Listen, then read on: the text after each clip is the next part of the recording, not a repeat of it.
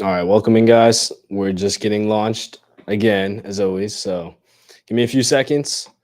I have to click live on Instagram and then we're good to go. So sweet.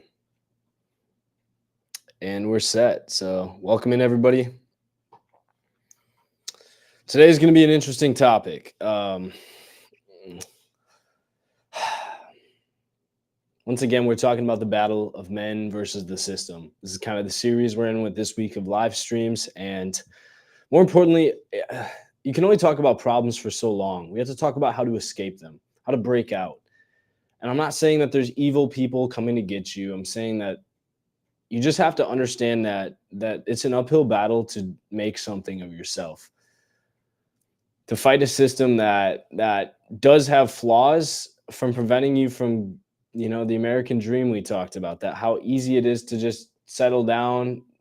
That's changed over the years. It's not as easy as we wanted it to be.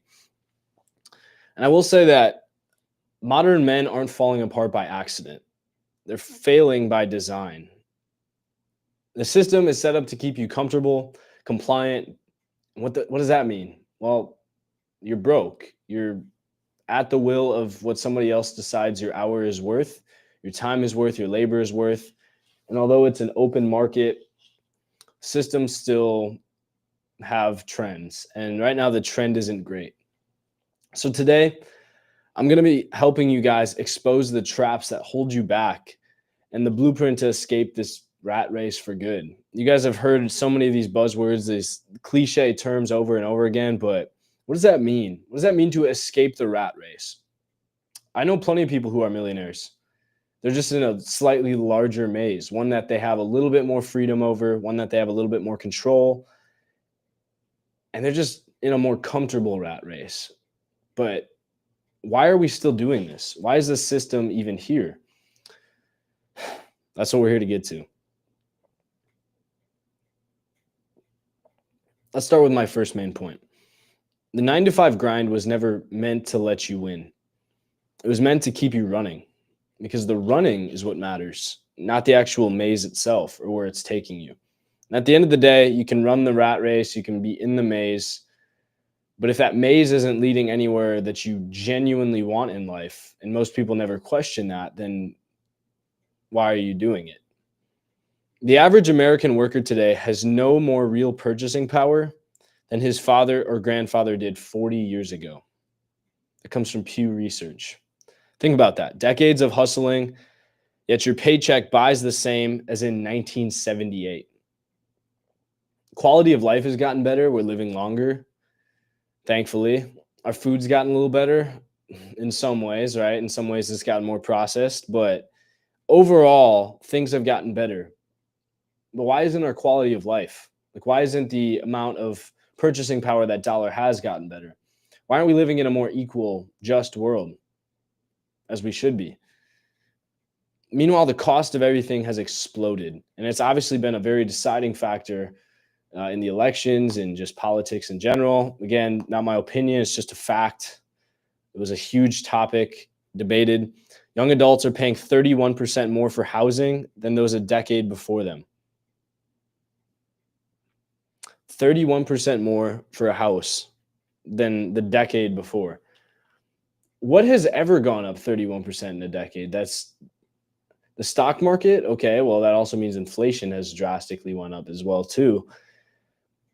Well, wages barely keep up, rising only 26% in the same period. So if the price is going up faster than the value that you have, right? If your money's going down compared to the thing that you want to buy, well, what is that? It's not good, I'll tell you that. It's no surprise Gen Z is drowning in debt. They hold more debt than millennials did at the same age. With 1 in 7 of Gen Z, 1 in 7 Gen Zers maxed out on credit cards in general, right? We're leveraged. We've created debt. This debt isn't good. This debt is allowed you to, in some very small ways, right? The 1%, right? The actual entrepreneurs that are on their grind are using these systems to create leverage, to create opportunity for business. And it can be a good thing, especially if you don't have those resources to start. We actually teach you guys how to use leverage especially leverage that doesn't involve maxing out a credit card, leverage that's healthy, leverage that only you pay for when you get results and you can experience the effort of other people helping you with labor, with time, growing your business. There's good and bad leverage, but most of these Gen Zers that are maxed out on their credit cards aren't spending it on investments. They're spending it on subscriptions, they're spending it on trips because they have to get out of the system they're in because we just aren't happy anymore. So it begs the question, why do we glorify a system that demands college degrees and mortgages only to deliver stagnation of your ability to purchase something, your sense of control not really changing? Why do we glorify the system of going to college, of taking on debt just to have less of an ability to pay it off than 10 years ago, than your parents did? And not only that, but who's telling you to involve yourself in this system? Well, it's your parents. Because your parents did, like, they're right-minded because to them the system worked. But now the system's changed and you're still being told that that's the best option for you. Is it? Have you asked yourself the question? Some of you are conscious enough to know, hey, maybe I should at least consider other options. Some of you just blindly jumped into it. I jumped into it, but I didn't have to pay for my college. And I understand that you need that to create opportunity, but that's also changing. Jobs are requiring less resumes and degrees to get started, more technical experience. So I would challenge that point. Who really benefits? And this is a rhetorical question. Who benefits when the entire generation is on financial treadmill? We have to keep running because when you get off or you try to stop, then you're going to crash. You're going to get thrown off and you're going to be in a worse position. You're basically threatened if you stop. Who benefits when people are like that? I'm not going to answer that question, nor should I. The hard truth is that the game is stacked. It simply is. And the rat race is a maze with no cheese. It never comes. The illusion of cheese, right? The illusion of the prize could be there, but it's not in the maze that you're currently running. It's in the different maze. You just didn't start in the maze, but little do you know, you can take yourself out of the maze and put yourself in one that is rewarding, one that does benefit you when you run it. Recognizing this is the first step. As an operator and philosopher, I'm telling you guys, it's not your lack of effort. It doesn't have to do with how hard you're trying. Again, like you've heard many, many people say, if hard work gave you freedom, then construction workers, right? Like janitors would be the richest people on earth, garbage men. It's a system designed to sap your effort. Sorry, let me turn on my do not disturb. It's a system designed to sap your effort. And once you see the rigging, once you see the way that things are set up, I'm not saying somebody is responsible for it, but I'm saying that it's bent. It's bent a certain way. And once you see that, you learn how to break the rules, because right now you're driving straight on a road that is curved and you can't see the curve and you're wondering why you're getting off track. Recognizing this is the first step. And let me give you this point. Let's talk about why escaping the rat race is harder for men, for women today, for anybody that's trying to make it. Again, I especially talk to men, but these points are universal. But obviously, I know that more men than women are listening to me. Bold opinion is this: modern society has systemically and systematically defanged, neutered, right, young men, not by open oppression. It's not fighting you. It's not throwing punches at you. You're not getting sued and taken to court, I hope, but by comfort and confusion. We've created a world so comfortable that the comfort is distracting. Do you think people haven't realized this a long time ago? Do you think it's maybe not set up that way on purpose? Because the people that are locked in know that that's the only way to escape. But they know that most people will fall victim to that, especially you guys sitting here right now watching TikTok. In this case, you're learning something, but 99% of the rest of the time, you're not. Most of you will swipe off. Most of you will think that this isn't important. But those are the same people that have been trapped. Your friends, yourself. I'm pausing because I want you guys to think. Think about what I'm saying. I'll give you statistics because too many of you guys are like, okay, prove it. Okay, I will. Labor participation among young men without college degrees has plummeted.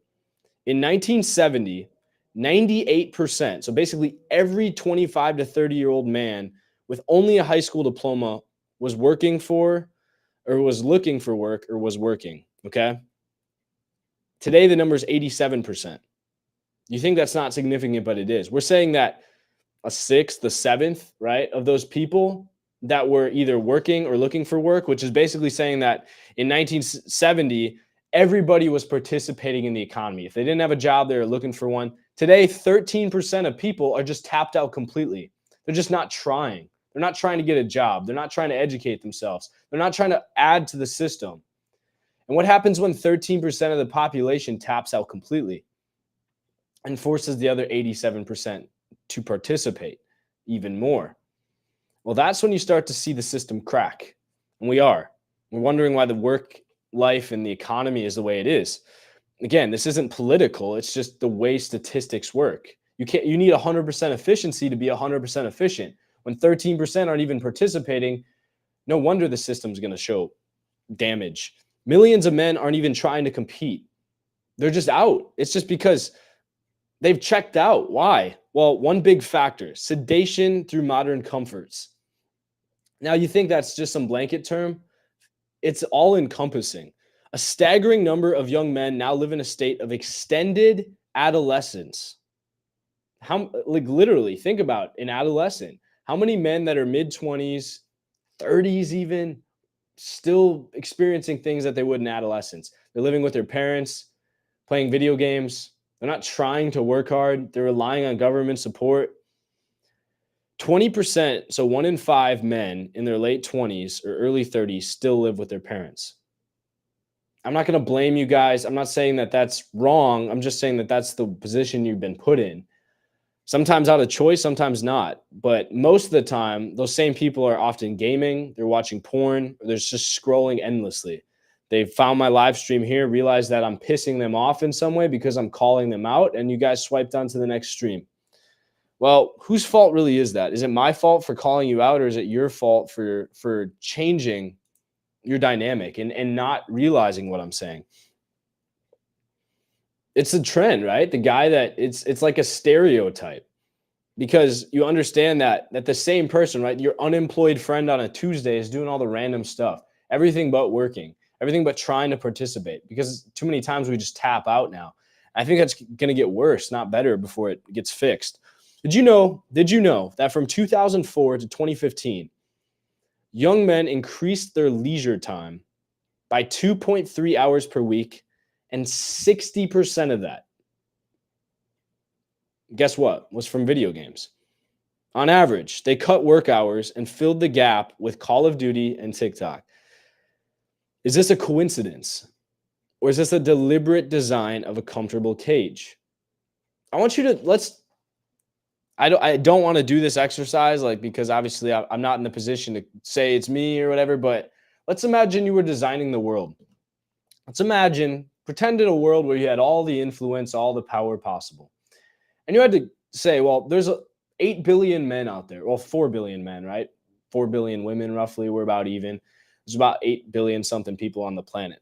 Okay, well, the odds of one of those 8 billion other people taking my position in power is very high. So how do I control people?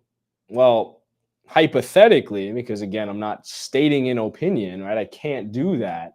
I would create a system where they don't want to, because they're comfortable in their current position in life, or they feel comfortable. But in reality, nothing changes in the things that actually make the world move: the money, the status, the power. I would make them feel good about the things they're accomplishing. I give them artificial ways to feel like they're accomplishing things, leveling up in Call of Duty, scrolling video to video and getting that pleasurable release. Dopamine, pornography, right? Huge trigger for that, an overdose of dopamine. And I would say, well, these things are keeping them so distracted that they wouldn't even want to challenge me. And as long as I understand how the system works, it's kind of like it's kind of like I saw this thing that helped people break a porn addiction. And I'll use this analogy. Imagine some old, stinky, long haired, sweaty dude just sitting over a computer. And when you're watching pornography, they're smiling at you on the other side. They can see what you're doing and they're just looking at you. They're like, this guy's absolutely disgusting. Yeah, look at him go. He's really giving in. I really got him hooked here. And when you think about it like that there's somebody programming that, there's somebody on the other side of that wants you to stay addicted to these bad things for society, then you start to realize, wow, do I want to give these people my control? It's not about me and my addiction. It's about me versus a system that was designed to keep me addicted. And do I want to give some old sweaty dude in his mom's basement programming Pornhub control over me? When you realize the answer is no, it gets a lot easier to change because it's not you breaking up this relationship that you're with, this addiction you have, and maybe the girlfriend you have, right? It's not about you and them. It's about you versus the creator of the system. This is an analogy, but understand what I'm saying. Understand what I'm saying. God, I got so distracted there. But okay, going back to the system thing. Can you understand it's not about why would I, if I had all the control in the world, why would I want to put my foot down on someone? Instead, why wouldn't I just create a reality where people think they're winning, where people think that they're getting pleasure, that people think that watching porn is good, where people think that drinking beers on the weekend and numbing their mind is the right move. It's the pleasurable, fun, social thing to do. And I put it in the media. Hang out with your boys, grab a Bud Light. Do you understand what I'm saying? This is the cost-effective way to win because I don't have to pay to use an army to stomp on your neck to keep you down. I just have to convince you that you're winning. And then you're fighting the wrong fight completely. And I get to stay in power. The distraction is how the people win. And I'm not saying it's a particular group of people. I can't say that. I'm not expressing a personal opinion. I'm just asking questions. And I would hope that you guys do the same thing. Is this coincidence or is it a deliberate design of a comfortable cage? That's my Socratic question. What happens to a man's ambition when he gets his dopamine on tap from digital escapism, from some e-girl that may or may not exist? I've given into that, guys. I was a teenager too. I watched porn. I did the devil's work essentially, and I had to break that addiction. I struggled just like anyone else does. But am I afraid to talk about that? No, because I've taken my power back.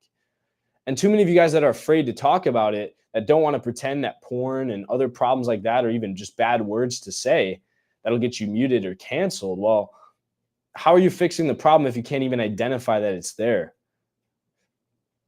The system doesn't mind if you waste your prime years on the couch or on the console. Sedated men are no threat to the status quo. Why would I even care about somebody that's overweight? If I'm running a 5K, right, and I want to win this race, well, the first thing I do wouldn't be to just work my ass off. That requires way too much effort. Why wouldn't I just give everyone donuts and win them over and say, hey, you guys, just have a donut. It's not going to kill you. Let them get fat, and then I don't have to work as hard. I can stay in power. I'm still going to win. Just an analogy, guys.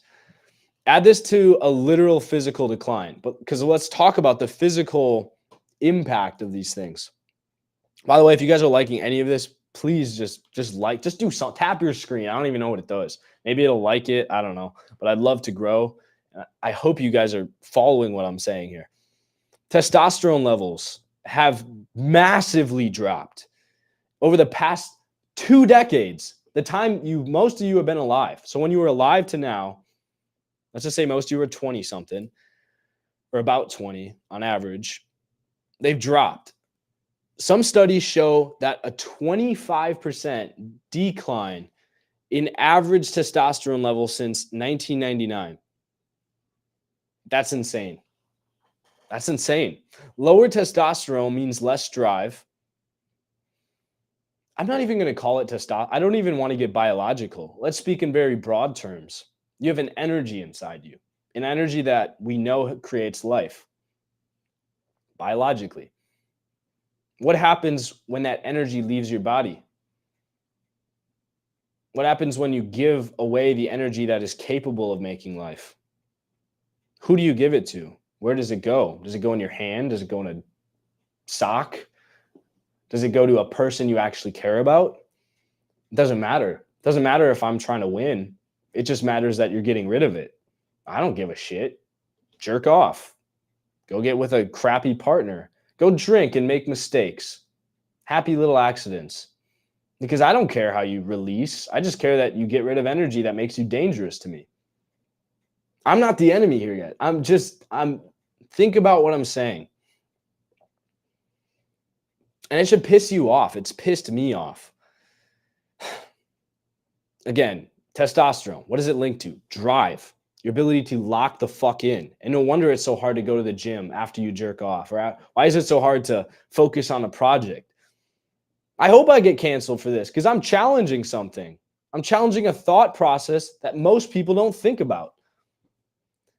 It's less aggression to change one's lot.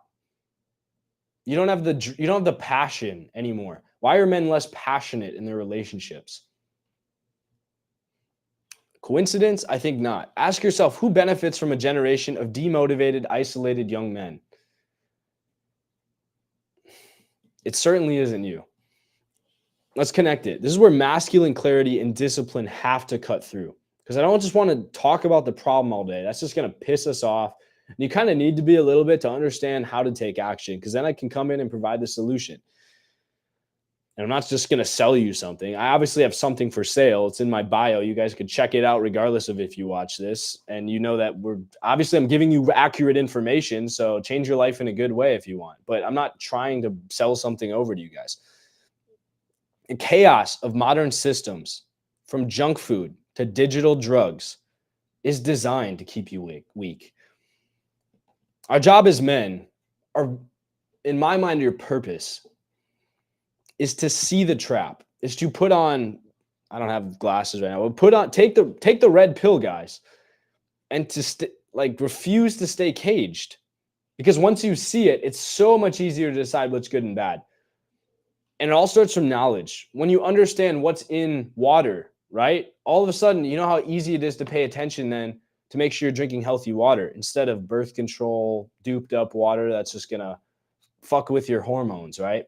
Like when you guys understand what's being done maybe on purpose, maybe just on accident from the way systems are set up to keep us from taking power, to keep us from earning our ability to change the world around us.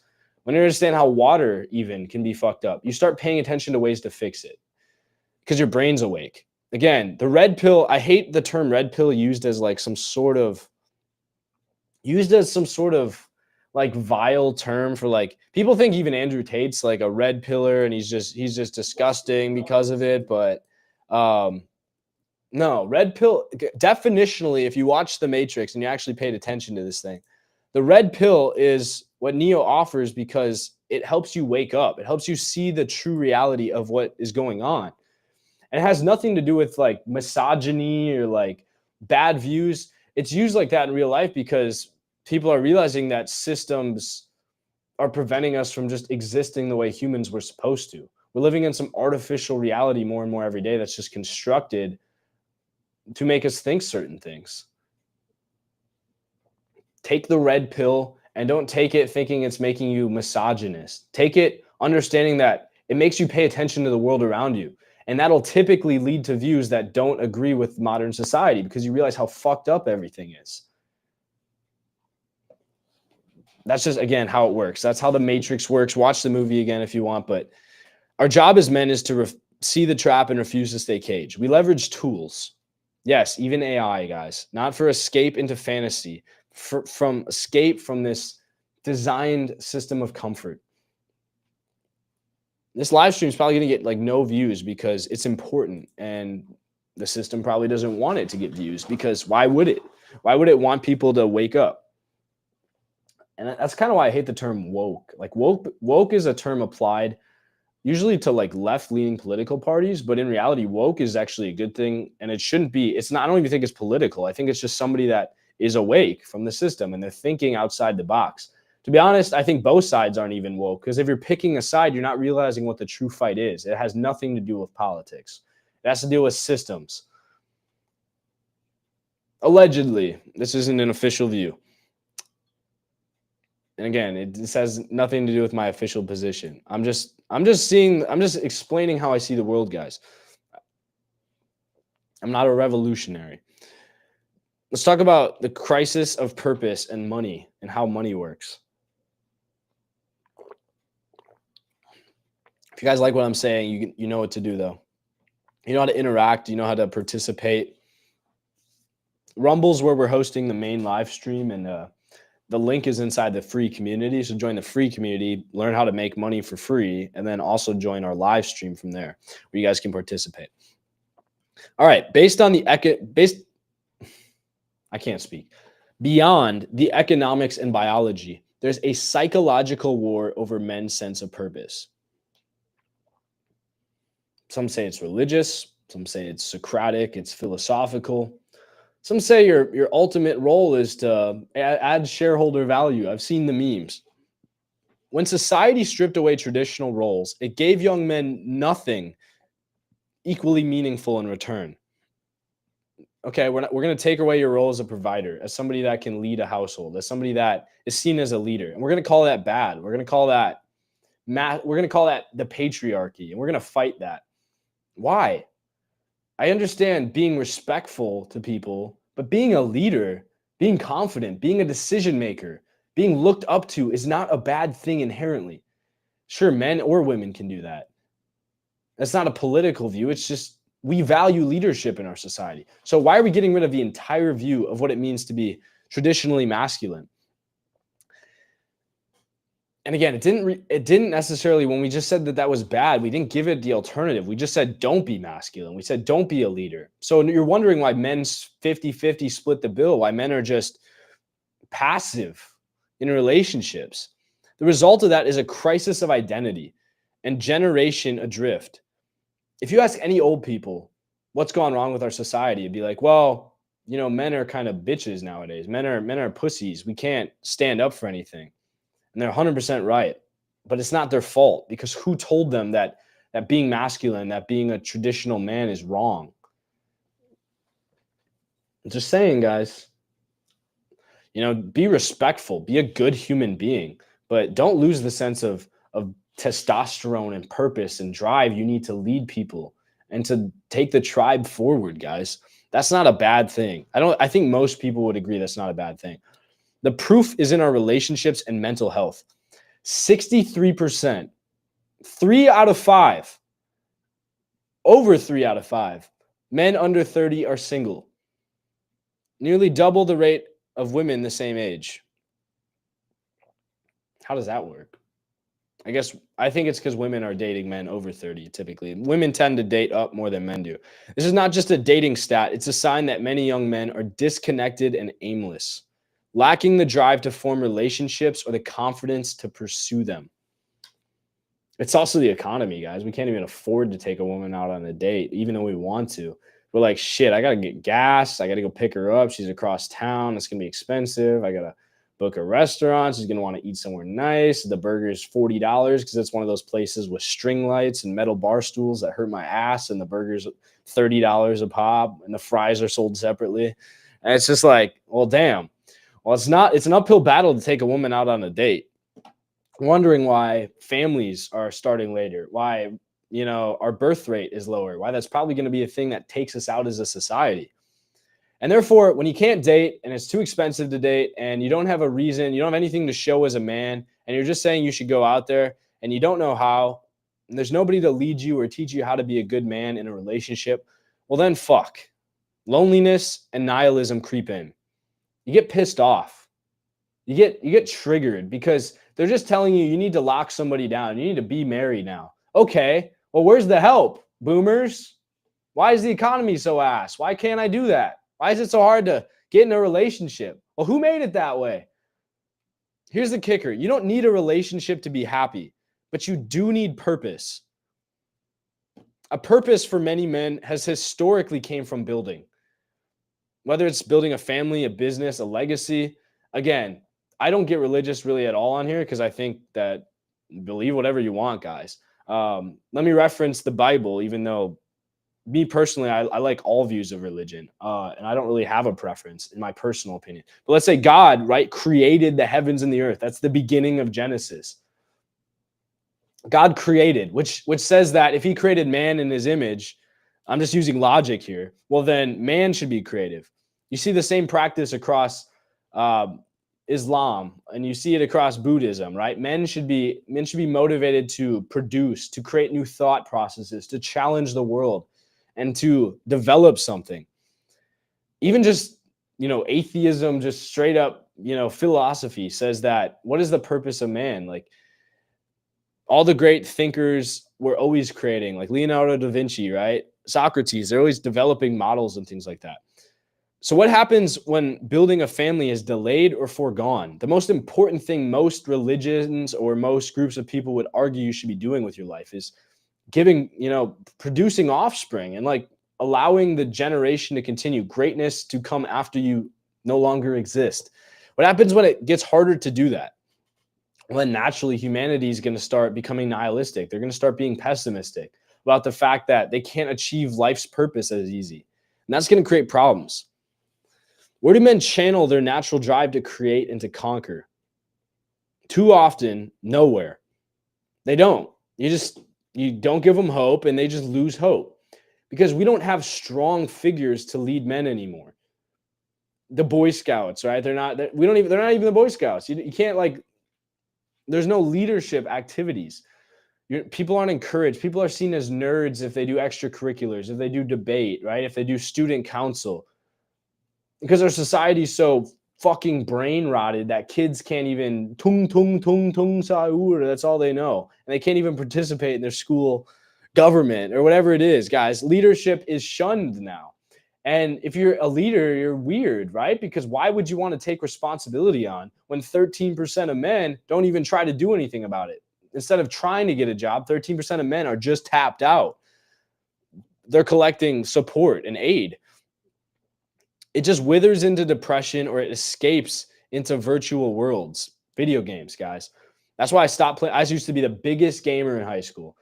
I like max prestige on Call of Duty. Right? I play GTA. I do the strip club dances. Right? I do all the things. Right? I'd be playing all the video games, all the Easter eggs. And I realized, whose world am I living in? Somebody created this world for me to exist in. Maybe somebody created this bigger world that I'm talking to you in right now. Maybe. I don't know. None of us know. We just got to believe in something, right? Well, maybe somebody created the concept for me to believe in this world.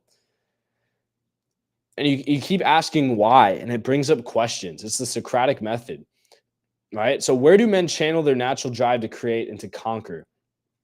Again, it just withers away. This is the cultural and systemic collapse we're witnessing. A world that tells young men they're either oppressors, that they're the enemies, that they're the bad guys, that their drive, their ambition is a bad thing. And then we showcase things that support that, right? Men going too violent, shootings, right? Things like that. We only show the bad, aspects of male ambition on the news. We very rarely, how many times on the news do you see good things? A man starting a foundation. You'll see that, right? But it's rare. You'll see all the bad things. A man getting too hostile, and it'll be just a man committing crime, right? That's the only thing that is shown to us on purpose, I will say.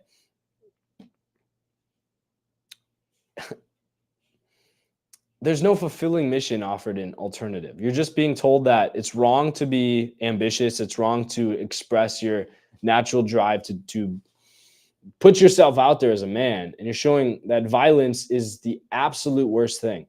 I do think violence is wrong, but violence can be channeled, right? Like aggression can be channeled into productivity. You shouldn't outright display aggression. Don't get me wrong. You don't want to hurt people, right? I think that the society you've created is great, but channel the aggression that you would take out, right? If you were just a caveman with a club, channel that into productivity and make something out of it. But we don't show you what to make. Everyone's like, just make money, guys. It's so simple. Why aren't you making money? How? from the course that you told me is going to change my life, but it's really just you sitting on the beach collecting my Stripe payment while you sell me bullshit and lies and make me feel like I'm achieving something. It's very ironic too, because I have a link in my bio doing the same thing. But that's what I had to realize all this stuff so I could be like, well, damn, somebody needs to do something different. Because I'm pissed off buying people's courses. Most people buy college. That's the holy grail of giving money away to an institution where now I just read yesterday, 62% of people feel like college didn't prepare them for the job they're getting into. Okay, so if it's not preparing you and you're spending 80 grand on it, you just took on an $80,000 debt for then no purpose that's directly related to your income. You did it to party, right? To spend time in class and feel like you're working on something, but you could have just looked that stuff up on ChatGPT if you don't think it's helpful to your job. Do your independent research projects. Go work as a plumber for 4 years. Get more value in practical skills, and then start your own business. And not be $80,000 in debt. I love college, guys. It used to be so great, but I'm triggered. I can tell when I'm getting triggered. I get this like vein. I have this like facial stuff on right now, but I usually have this like vein popping out in my head. It's like, bro, chill. What the hell, bro? All right. So I'm going to do a reset to what I'm saying. Here's a philosophical reframe. Think about it. Hear me out. Making money online, building your own income streams is an act of rebellion and self-determination. And for once, right, we're fed Star Wars, the Rebels, right? We're fed, I don't know, like our country's history, guys, the revolution. We're fed that this is a good thing. But then nowadays, when people try to start new movements, they're shut down. They're labeled as criminals. It's bad to think against the system. Since when? Since the founding fathers decided to, you know what, let's do something for ourselves. It's saying, I don't wait. I won't wait for society to hand me purpose or permission. I'm going to create my fucking own. In this digital age, money and meaning intersect. There's a bond between money and meaning. With digital leverage, coding, content, and businesses run on a laptop, you can build without asking gatekeepers, asking your boss to let you go home tonight and work on a business. Guys, the military does this. I have to tell the military exactly what ventures I'm involved in. I have gatekeepers. I'm not criticizing the system. I'm just saying a fact of how it is. And again, these views aren't like the government's views. I'm just expressing these on behalf of myself as a citizen. I'm just telling you how things are. The internet and AI have made it possible for a lone man in his room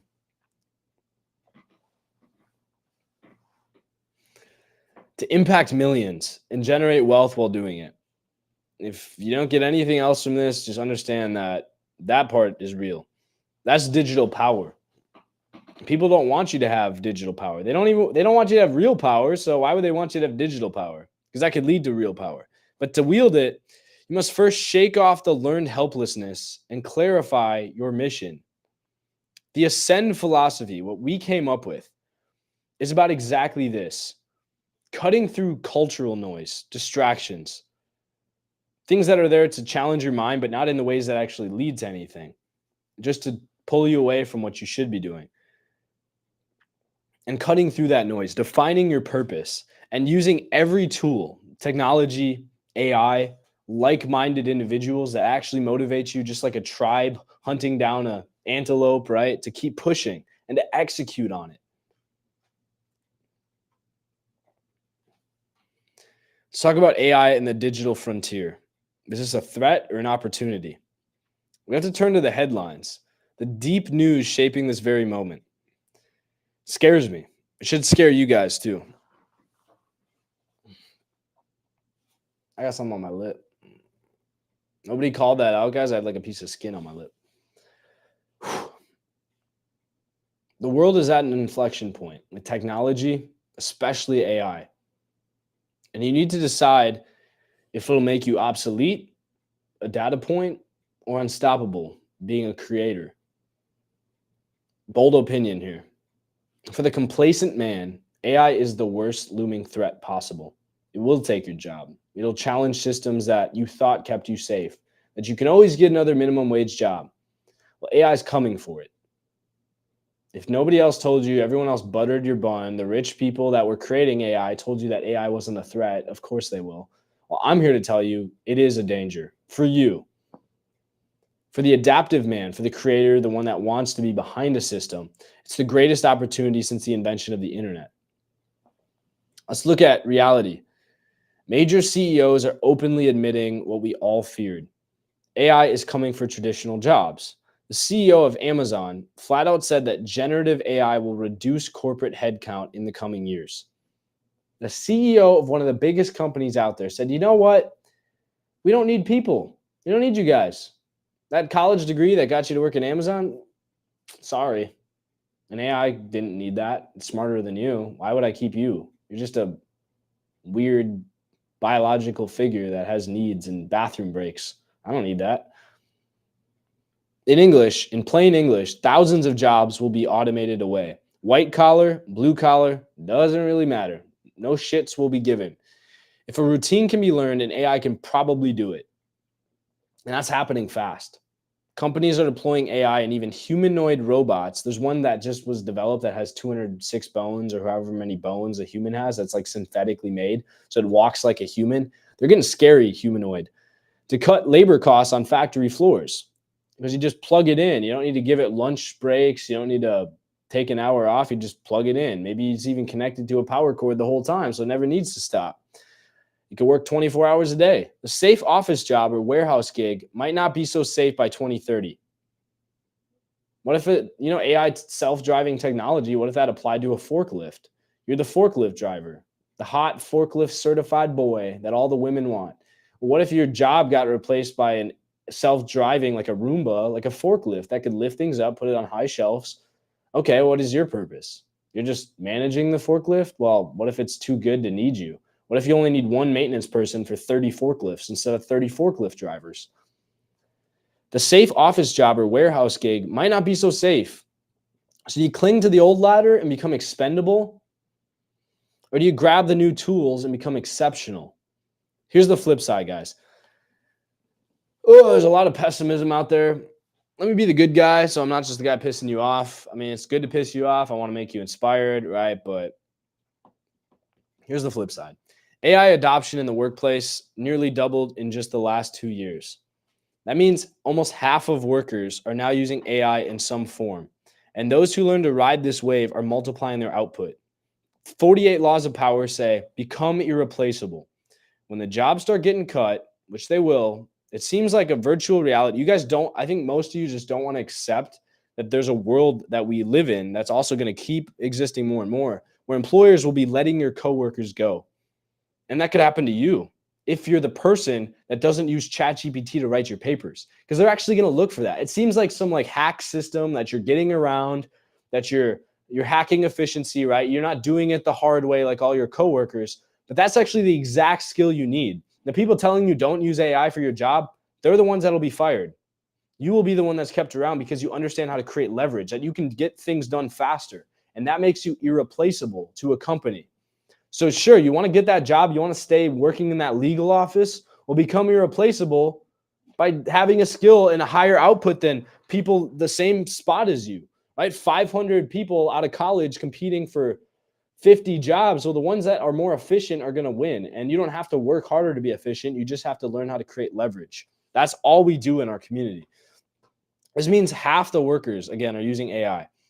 We're seeing one-man armies in business. Just this week, real news, not fake news, a solo founder sold his AI startup for $80 million after only 6 months. 6 months, he created $80 million of value, leveraging code generated by AI and reaching 250 users with a tiny team. That comes from radicaldatascience.wordpress.com if you want to look it up. Experts like Sam Altman, the CEO of GPT, right, chat, predict a one-person unicorn company are on the horizon. You just need one guy to coordinate, talking to the CEO and being like, hey, I'll make a Zapier automation that will take all the leads you have for, you're trying to do real estate wholesaling. Well, I'll take all the people that want to sell their house that we've generated. I'll put them in a spreadsheet using an automated tool so I don't have to do the work, neither do you, and AI will do it.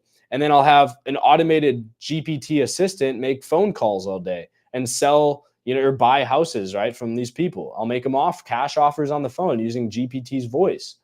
And I've just replaced an entire sales team because I know how to connect systems. This is the skill that won't go away, that will change the dynamic of the world. And if you need a side hustle, this is exactly where to do it. You guys are like, oh, well, where would I learn that stuff? How do I learn how to create automated Zapier flows? It seems like it's really hard, right? But all you need to do is just do this. It leads to this. Do this. It leads to this. You tell the machine how to work and it works. And again, guess where you can learn that? Guess whose community is teaching this shit? I wonder who. I wonder whose bio you could click in. I don't know. This is the new digital frontier, guys. Leverage is the name of the game. AI can be your unpaid intern. It can be somebody else's unpaid intern that pays you for having an intern.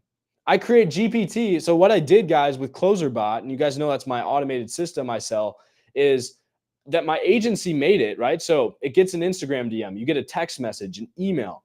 CloserBot or SetterBot, whichever version you have, will take that in, put it into ChatGPT. It knows exactly how you talk, if you use emojis, how you end your sentences. I programmed all of that for each client.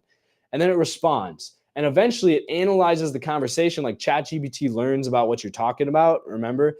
And then it'll generate like a booking link if it thinks that person should meet with you in person. Or if they're even more motivated to buy, it'll take your Stripe account and send them a PayPal link for them to buy it over email. And you never need to meet with them. This means you're closing $1,000, like $5,000 deals that you used to meet face-to-face for. That's done. You can close it in an email because people that don't have time to meet, that want the full details, that want to message you at 2 a.m., you don't have to wait till business hours anymore. You can close deals around the clock while you sleep, while you're on the beach. And you can sell systems like this to companies. You guys can work for me. I'll pay you $500 to bring me a deal that someone closes. And again, the link's in my bio. It's free for you guys to participate in things like that. This is the new digital frontier. AI can be your digital, tireless, 24/7 sales rep. It can multiply you if and only if you guys learn how to use it. On this podcast, we champion the operator mindset. The operator is the big identity that we came up. You're operating a system. You're also operational like a tactical military guy, like my background is, right? And you're understanding how to deploy systems in the field that will save your life. And in this case, you are saving your life, your livelihood, because your job is going to be sought after by systems very soon. We're talking like 3 years, guys. We're not talking like 30 years. Your pension is at risk. Your retirement, your 401k is at risk. If you just are graduating now, you might be fucked already. So you need to start building something in the meantime that can protect you when this happens. Whether it's using chatbots to handle customer inquiries or algorithms to trade stocks or automation to run your marketing, or for other people that pay you $1,000 a month and you pay GPT $20 for premium and that does all the work for you. Guys, upselling here is crazy. This is how you escape the time for money trap. Rich CEOs want one thing. They have the money, so they want their time back. And if you can go to people with a lot of money and say, hey, I'll save you 40 hours a week from creating ad graphics, and they don't know ChatGPT exists, well, then you type in a prompt, you generate a graphic for them, and they think, oh, this guy must have spent 12 hours on this. In reality, you just know how to leverage something better than he can. And you sell that to him for the same price it would cost somebody to spend 12 hours on it, or maybe even cheaper to beat the people that are actually still doing it that way. AI is a competitive advantage. I can only explain this so long. You guys have to see it. This is how you escape the time for money trap. Because again, you don't need your time to do it either. You're just playing it like you do, right? And in reality, they don't see how much work you're doing. And that's the value you provide. You're doing the same amount of value, just quicker. And you're not using your time either. So it's not a labor job. But just know, with great power, as Uncle Ben said, comes great responsibility. Use it intentionally, with purpose, not as a crutch, but as a multiplier. That's what leverage definitionally is. As men seeking freedom, as women seeking freedom, we don't fear the robots, right? It's not like Terminator. We train the robots to work for us. And if you're not doing that yet, consider this really the only wake-up call that matters. The AI revolution is either going to bury you or propel you. And you decide which that's going to be by your actions today. This isn't just some, intricate sales pitch. We have a space for this. I will pay you guys right after this live stream. Or when you click on the link, I'll pay you to use AI. And I teach you how to do that. Think I'm lying? Go check the link in my bio. It's free. You can join the paid community if you want, but the free community, you can make money as soon as you click on the link. All right, let's talk about your exit. How do we get out of this after a quick sip? I trusted AI with confidential info and it came back to haunt me. Entrepreneur just posted that on Instagram. I just saw it. So don't feed your private info to AI, guys. Don't feed you can tell AI about your situationship, right? And ask for advice. Just don't tell it their name or your name. Why would you? It doesn't need to know that. It doesn't need to know your first name, where you live. Just ask it for advice. So be careful, guys. I use AI for a living. It's how I've escaped the matrix, right? It's how I help you guys do it too. But don't give it all your information, because again, you're not giving it to AI. You're not giving it to Filippo, your Italian lover AI bot. You're giving it to the company that made Filippo. Okay.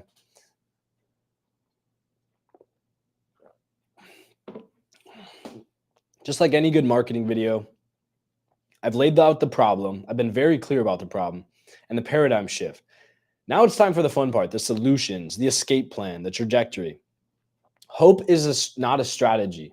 Hope is great, right? Star Wars, A New Hope. It's great. It's a concept, but building is the way you achieve that hope. No one's coming to save you. And when you realize that, that's what creates the ability for your gears to start fully turning. Otherwise, you're hanging on to something that may or may not be there. I see this a lot with religion, and it kind of pisses me off. God could exist. God could not exist. To be honest, have your own opinion about it.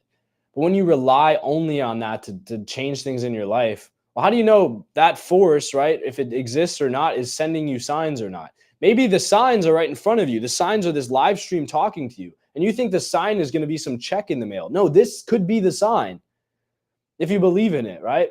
Like, you don't know what that is. So why aren't you believing in your ability to act on an instinct? Because maybe that is the sign instead of something bold like you're thinking it's going to be.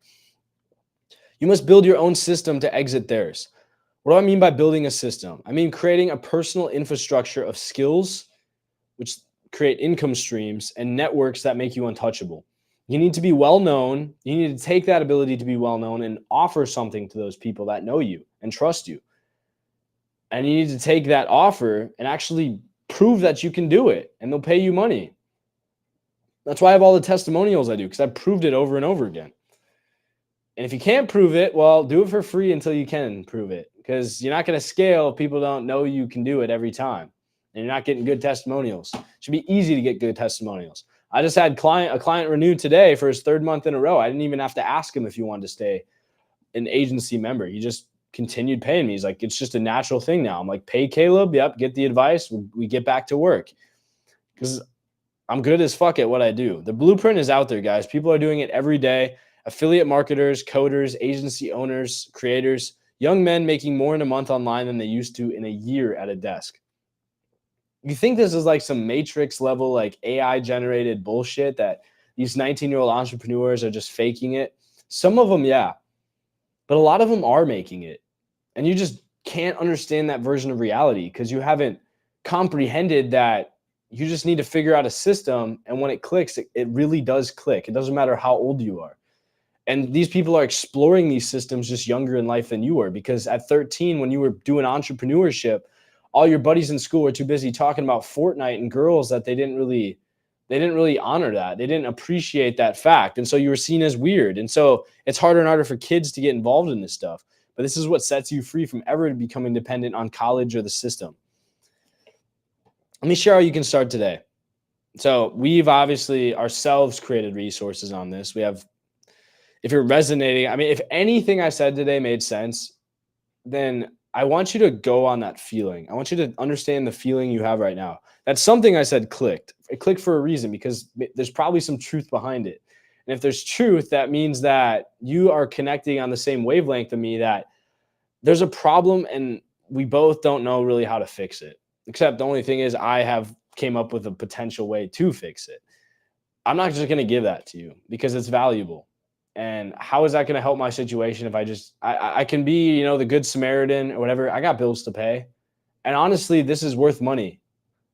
It's not just a promise. Like, I've created a blueprint that has got me here that I would like to share with you guys. But takes time away from my ability to do this, to do the things I want, to have to come here and explain it to you guys.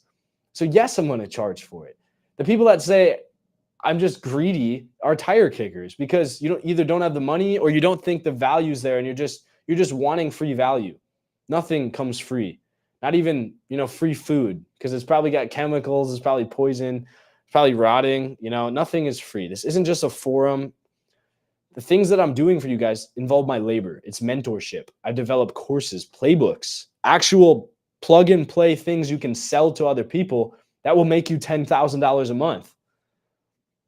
And it's accountability. I think the most important thing, right? Because if you guys see me winning and I see you winning and you see 5 other people that are your age winning in the chats, well, how motivating is that going to be compared to just thinking that this is something you're going to explore, you'll look into it at some point.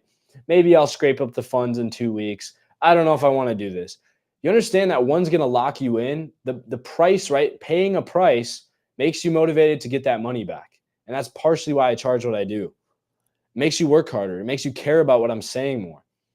We break down the exact income streams of how you can use AI to do this piece by piece. So you guys can implement it quickly.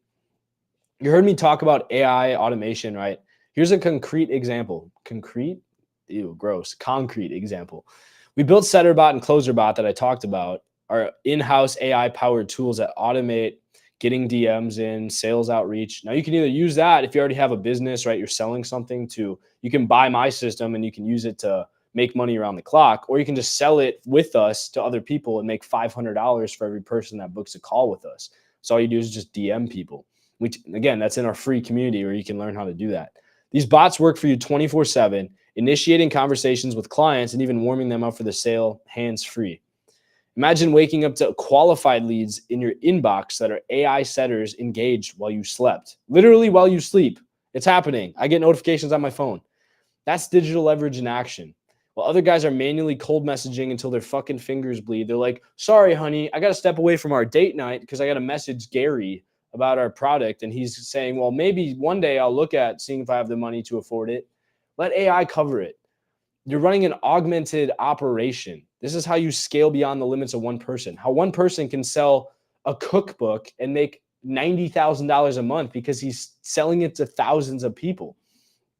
And if you're totally new, you're not sure where to start, of course, we have a free community, guys, for affiliates, side hustlers, content creators, people that want to get the experience built out before you put your face out there, before you try to sell something. You can just be the back end people, and you can make plenty of money doing that too. Again, you can just sell my offer. We do all the work for it, and you make $500 for every person that says yes. It sounds like pretty easy work to me. You can just manually DM people until your fingers fall off, because it's a lot easier than getting a construction job. And you can have one person say yes every 2 days, and that's, in a week, that's $1,500 that you just added that you can use to start your own business and learn how to do the exact same thing I'm doing. It's the Ascend movement, guys. It's the entry point. The free community is where I'd recommend starting. Don't pay money initially unless you want to build the infrastructure and be your own personal brand. It's a place to share ideas, get feedback on your clips, your funnels, right? And get paid, yes. We're encouraging you to take clips from this podcast, me talking right now, that'll be uploaded in a drive, remix them, and put them out on social media. And we pay you for views that it gets. Guaranteed money immediately, because you're going to get at least a couple hundred views. The algorithm will give you that, and we'll give you money for those few views. Probably be like $1 or $2, but as long as you click post, you get money in your account. And we show you exactly how to do that. If that sounds out there, remember what we said. One man with an internet connection and an idea can reach millions. So why isn't it you? The bottom line of this segment before we wrap up, escape velocity on a rocket, escape trajectory requires action. It requires a lot of fucking momentum. And you can try to build that. Most people, again, it takes 5 to 7 years maybe to build up a good YouTube account. Or you take a blueprint that can build your own system that doesn't have to be subject to the algorithm on Instagram, right? And you can build a structure that will guarantee you do it in 6 months. but it requires action either way. A little bit of work, a lot of work, it's still work, guys. It's just different amounts. I'm going to show you how to save most of the work.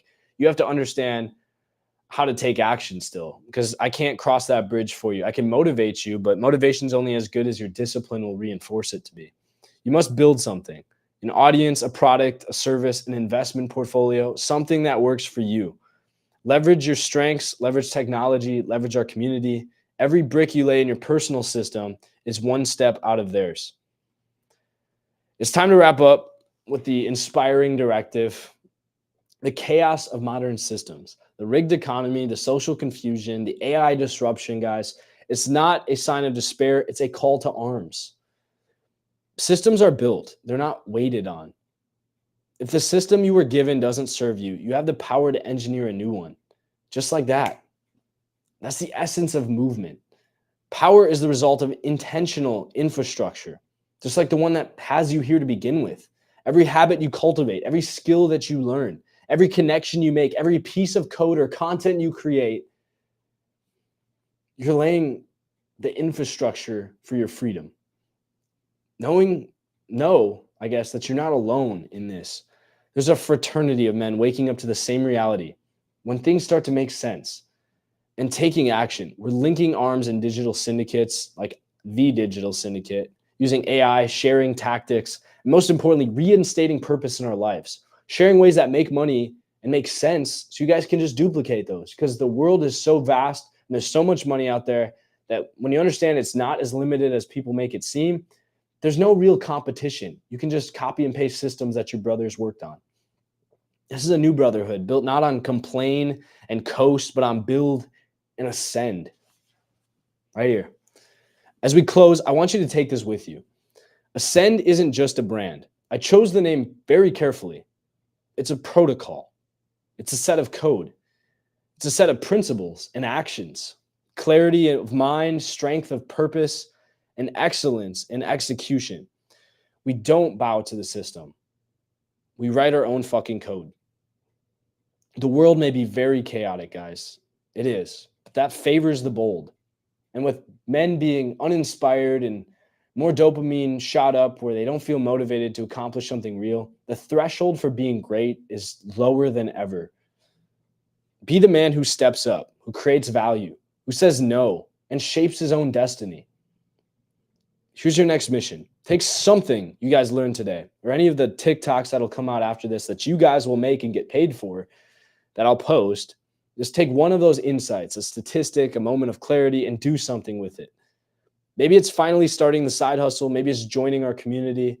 Maybe it's as simple as sitting down with a notebook and figuring out how to escape it all. Just like I did, what started this movement. But do something. Do something.